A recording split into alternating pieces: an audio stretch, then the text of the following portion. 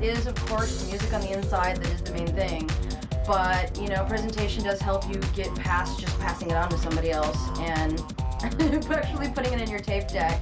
Don't give up. I remember, you know, when I used to do all my own stuff.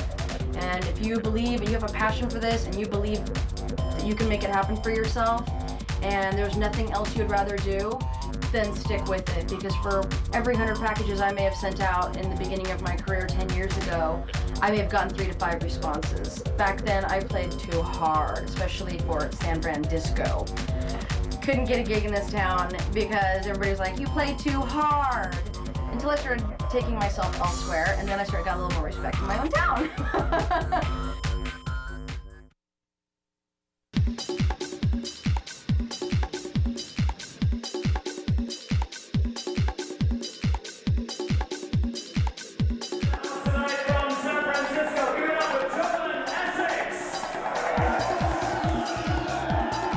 I actually produced like my first full-length album when I was like 10 years old in the closet of my parents' bedroom. I just started watching MTV, you know, checking out bands such as like Pet Shop Boys, New Order, Depeche Mode, Erasure. I got into DJing when I was about 15. I went over to my friend John's house and he had just got a pair of decks. I ended up going there every day, just playing his old, you know, house records. It took me about a good, you know, 3 or 4 months to actually pick up DJing and actually mixing from record to record. The one thing that I always had a problem with was queuing. When you're bringing in the next record, you always have to make sure it's on the first count of, you know, 4 or 8 count measure. When I first started out, I would just throw in the next record at any point in time, and then as both of them are playing at the same time, realize that the transitions are not synced and it just sounds like crap. It's more of you know, how you lay down the records, where you bring them in, where you bring them out, and creating, you know, a certain like journey for those 2 hours, you know. It starts really simple and minimal with just a boom, boom, boom, boom, and it'll build up into something crazy, and then there's always the breakdown where you got, you know, minute, even 2 minutes sometimes of just like no beat and just like, you know, this peacefulness, and then it builds back up and crashes back in, gets all crazy again, and then it comes down at the end to be mixer friendly.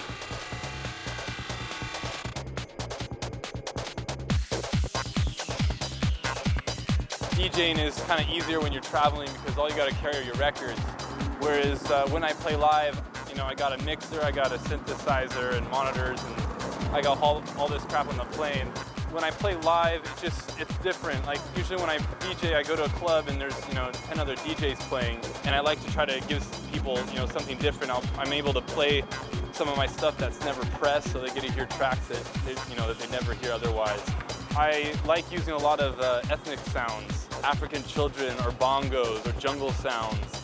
I don't like stuff that's just completely ethnic, and I don't like stuff that's completely just digitized. I like where they meet in the middle because it's like the best of 2 worlds in one. My advice for upcoming DJs and producers is take what's popular and tweak it to your own liking, so you know that it still will get out there, but at the same time, you want to have something unique where you can leave your mark on that style. You want to be able to create yourself so when people hear a specific song or a specific mixtape, they're going to be like, oh, that's so-and-so because he's doing this, you know?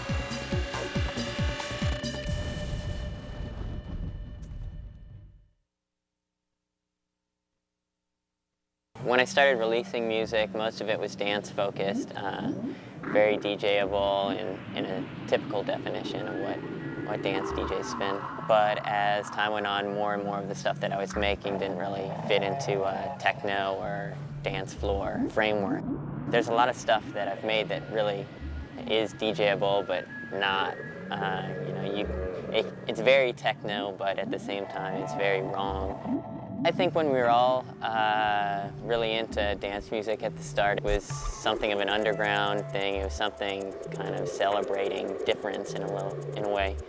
But you know, as time went on and on and on, it just became quite homogenized, and it lost that type of appeal. So the stuff I've been doing recently is more noisy, more noise-focused, or just pure sound-focused rather than music to make people march to.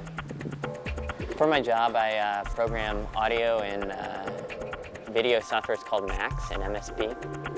The environment that program is a flexible environment for graphically creating audio and video processing applications. So someone can patch a bunch of objects together graphically on the screen, much in the way you would patch together stomp boxes to your guitar amp.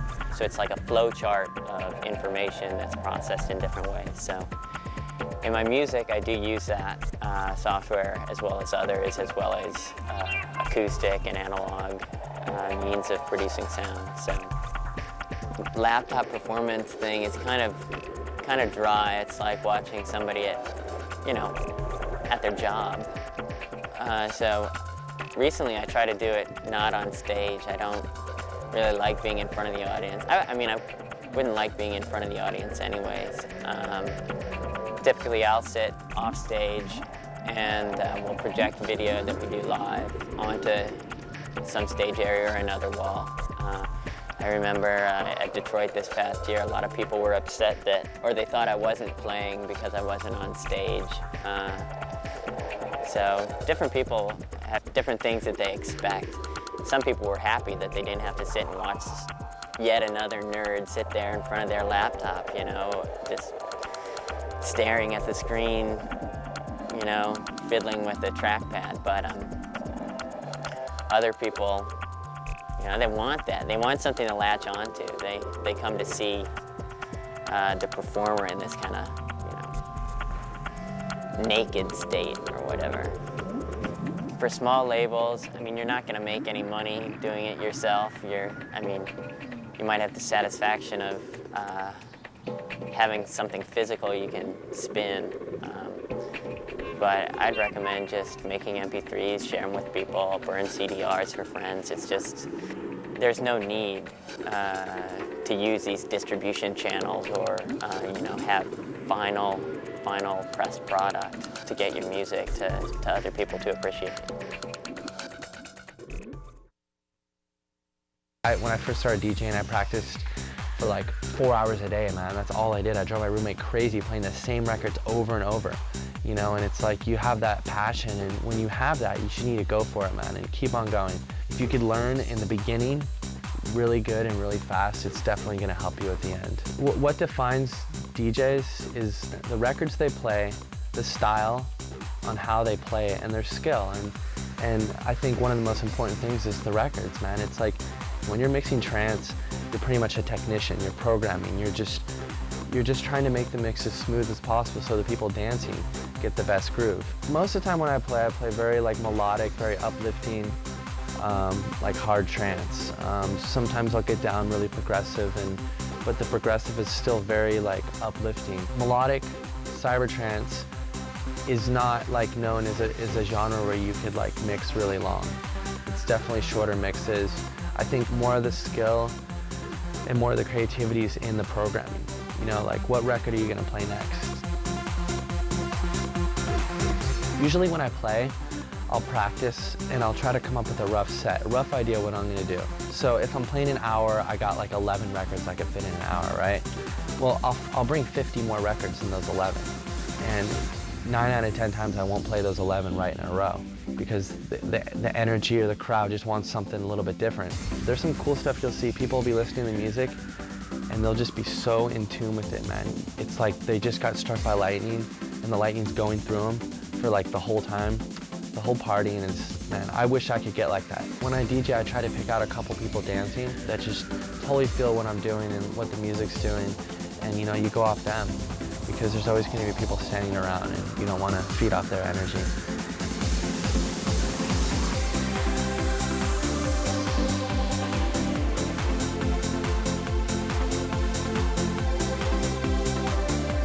I was going to school at San Francisco State, and we started throwing raves, and we took our financial aid money that we were supposed to use for books and all that stuff, and instead we threw raves and we had a full-time job while we did it. We took what we liked about every party we went to and tried to create that. All our flyers are real happy and fun, and they're adventuresome, and we try to create that atmosphere at the parties as well. A lot of bright lights, black lights, banners, lasers, just anything that's just going to be like just looking kind of fun, The events we do now are like about 10,000. To do an event like that, The space you use has to be totally legit. Everything has to be legit about it. You have to hire the police department. You have to go file for permits. You have to hire the fire marshal. You have to hire traffic police. You have to hire medics. In some instances, you have to hire ambulances to be on site just in case. Extra security, put down extra security deposits, and do all these extra things that, say, a rock concert wouldn't have to do. And I think that rave promoters definitely get taken advantage of, at least in California. I mean, when you do a small party, you're like, not really, I don't think you're really doing it for the money. You're just doing it just because you want to do a party. But when you're doing a big party, your profit, by hiring all this extra people, your profit's definitely cut down. But dude, it's like, it's still so much money compared to where we were at when we were making $10 an hour, you know, working at the skate shop or working at a record store. It's like, and plus we get to throw parties, man. It's where everyone gets to have fun. It's pretty cool.